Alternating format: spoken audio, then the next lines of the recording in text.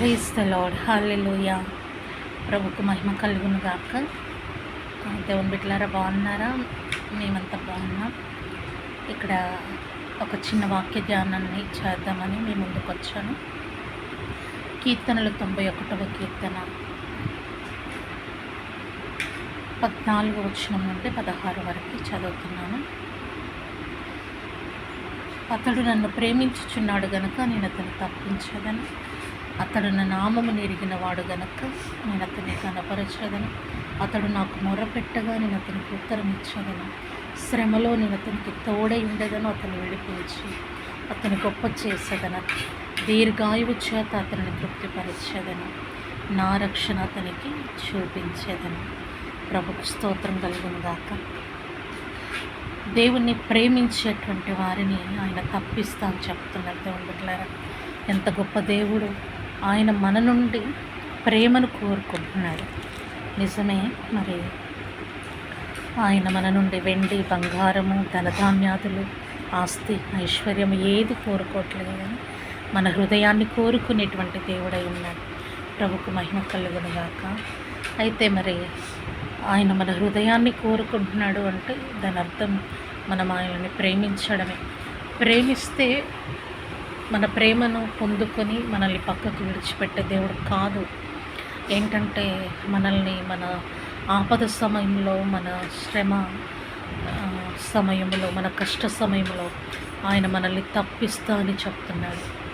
ప్రేమిస్తున్నామని చెప్పి నామకార్థంగా ఏదో 2 మాటలు ప్రార్థన చేసుకొని ఏదో చిన్న కీర్తన భాగం చదువుకొని వదిలేయడం కాదు. చిన్న చిన్న వాక్య భాగాలు చదువుకొని ఏదో ఆదివారం వచ్చింది కదా అని మందిరానికి వెళ్ళడం, తర్వాత నామకార్థంగా ప్రభుని ఆరాధించడం, ప్రార్థించడం ఇలా కాదు. కానీ దేవుని బిడ్డలారా, ఆయనను ప్రేమిస్తే గనక ఖచ్చితంగా మరి ఆయన క్రియలు కలిగి ఉండాలని దేవుడు కోరుకుంటున్నాడు. ఆయనను ప్రేమిస్తే ఆయన గురించిన ధ్యానం మనకు ఉండాలి. మన హృదయమంతా దేవుని ప్రేమ చేత నింపబడి ఉండాలి. ప్రతి సమయంలో సంతోషం కలగని, కష్టం కలగని, వేదన కలగని, బాధ కలగని, అది ఎలాంటి సమయమైనా దేవుడు మరి మనం ఆయనను ఆరాధించడం, ప్రార్థించడం, ప్రేమించడం, సేవించడం ఏ కోణంలో కూడా మనం తప్పిపోకూడదని ఆయన కోరుకుంటున్నాడు. దేవుని బిడ్డలారా, మరి అనేకులకు సువార్త ప్రకటిస్తూ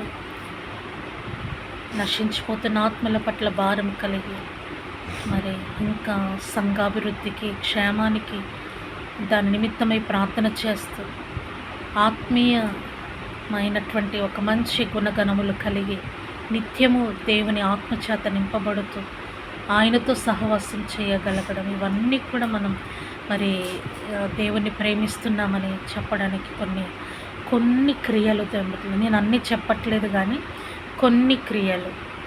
అయితే ఈరోజు దేవుడు ఇంకొక మాట చెప్తున్నాడు.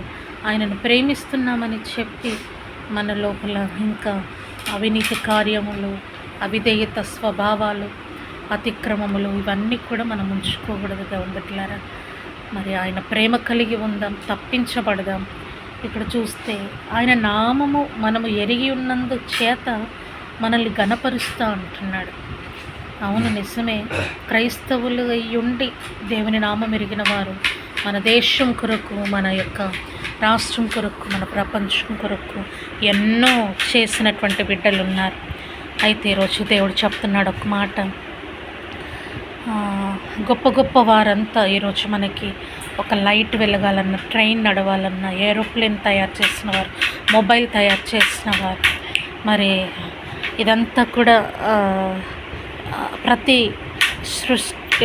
సృష్టించిన ప్రతి వస్తువు వెనుక, ప్రతి వాహనం వెనుక చాలా విషయాలలో మరి దేవుని నామం ఎరిగినటువంటి బిడ్డలే ఉన్నారని మనకు తెలుసు. దేవుని బిడ్డలారా, మరి వారందరినీ దేవుడు గణపరిచాడు. ప్రపంచానికే, దేశాలకే ఆశీర్వాదకరంగా వారిని మలచాడు. ఈరోజు ఆయన నామం ఎరిగినటువంటి మనల్ని చేయి విడిచిపెట్టే దేవుడు కాదు. ప్రభుకు స్తోత్రం కలుగును గాక. హల్లెలూయా. చూద్దాం ఇంకొక మాట. అతడు నాకు మొరపెట్టగా నేను అతనికి ఉత్తరం ఇచ్చేదను. శ్రమలో నేను అతనికి తోడై ఉంటాను. అతన్ని విడిపిస్తాను, గొప్ప చేస్తాను, దీర్ఘాయునిచ్చి తృప్తిపరుస్తాను. నా రక్షణ అతనికి చూపిస్తాను. ఇన్ని విషయాల్లో దేవుడు చక్కటి మాటలు వాగ్దానం ఇస్తున్నాడు. చూడండి, మొరపెడితే చాలు ఉత్తరం ఇస్తా అంటున్నాడు. అది జవాబు పొందుకోవడానికి నెలలు, ఏండ్లు, సంవత్సరాలు పట్టాల్సిన అవసరం లేదు.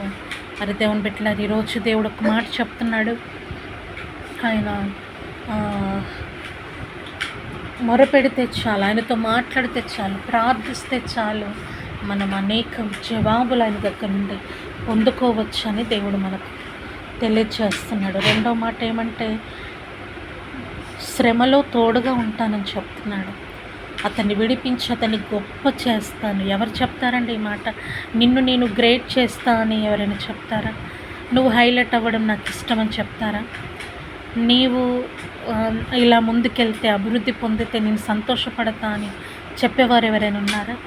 ఎవ్వరు లేరు దేవుని బిడ్డలారా. మనము ఎదుగుతుంటే, మనము అభివృద్ధి పొందుతుంటే, ఈవెన్ ఆత్మీయంగా ఎదుగుతున్నా కూడా మనల్ని చూసి తట్టుకునేవారు ఉండరు. ఈర్ష్యపడుతూ ఉంటారు, అసూయపడుతూ ఉంటారు. అయితే దేవుడు అంటున్నాడు, మన గొప్పతనమును ఆయన ఆశిస్తున్నాడు. మనల్ని గొప్ప చేయడానికి ఆయన ఇష్టపడుతున్నాడు. మనల్ని విడిపించడానికి ఇష్టపడుతున్నాడు. మనల్ని తప్పించడానికి ఇష్టపడుతున్నాడు. ఎంత గొప్ప దేవుడై ఉన్నాడు దాంట్లో. ఈరోజు శ్రమలో ఉన్నావా? మరణపు అంచుల్లో ఉన్నావా?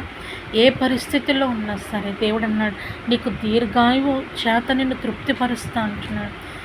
ఆయన రక్షణ కూడా నీకు మరి కనపరుస్తా అని చెప్తున్నాను. నా రక్షణ అతనికి చూపించదను అంటున్నాడు. నువ్వెవ్వరి రక్షణ కోసం ప్రార్థన చేస్తున్నావు? కుటుంబంలో ఎవరైనా నీ ఆత్మీయ జీవితానికి సపోర్ట్ చేయలేనటువంటి వారి కొరకు నీవు వేదన పడుతున్నావేమో. దేవుడు, పరిశుద్ధాత్మ దేవుడు నీతో మాట్లాడుతున్నారు. ఆయన నీ ప్రార్థన ఆలకించి వారి జీవితంలో గొప్ప రక్షణ ఆనందం ఇస్తా అంటున్నాడు. వారికి మారు మనస్సు కలగచేస్తా అంటున్నాడు. నీకు కాపుదల ఇస్తా అంటున్నాడు. నువ్వెవరి కోసం ప్రార్థన చేస్తున్నావో వారి జీవితంలో కార్యం చేస్తానని ఆయన నీకు ఈ ఉదయకాలం ముందు సెలవిస్తున్నాడు. దేవుని బిడ్డలారా, మరి ఈరోజు దేవుడు నాలో ఉంచినటువంటి శ్రేష్టమైన మాటలు నీతో పంచుకోకుండా ఉండలేకపోయాను. ఈ మాటలు మీకు ఆశీర్వాదకరంగా ఉంటాయని నేను నమ్ముచున్నాను. దేవుణ్ణి ప్రేమించండి, ఆయన హత్తుకొని ఉండండి. ఆయన సర్వ మేలులు మీ కొరకు చేసి మిమ్మల్ని తృప్తిపరిచి నడిపిస్తాడు. దేవుడి మాటలు మన వినికిల్లో దీవించి ఆశీర్వదించునుగాక. Praise the lord. హల్లెలూయా. ప్రభుకు మహిమ కలుగునుగాక. మరొక చిన్న మాట ప్రార్థన చేద్దాం. తండ్రి, ఈ మాటల్ని మా జీవితంలో ఆశీర్వాదకరంగా చేయ్యా. ఎంతమంది బిడ్డలు ఈ మాటలు వింటున్నారో వారి వెనికిల్లో దీవెనకరంగా మలచండి, ఆశీర్వాదకరంగా మలచండి. అద్భుతంగా మీరు సహాయం చేయండి. 14వ వచనం నుండి 16 వరకు 91 కీర్తనలో ఉన్న ఈ మాటలను బిడ్డల జీవితంలో ప్రతి మాట ఆశీర్వాదకరంగా చేసి తృప్తిపరిచి బలపరిచి నడిపించమని యేసు నామమున స్తుతించి ప్రార్థిస్తున్నాం మా పరమ తండ్రి. Amen, amen, amen. Praise the lord. మళ్ళీ కలుద్దాం. సెలవు. Praise the lord.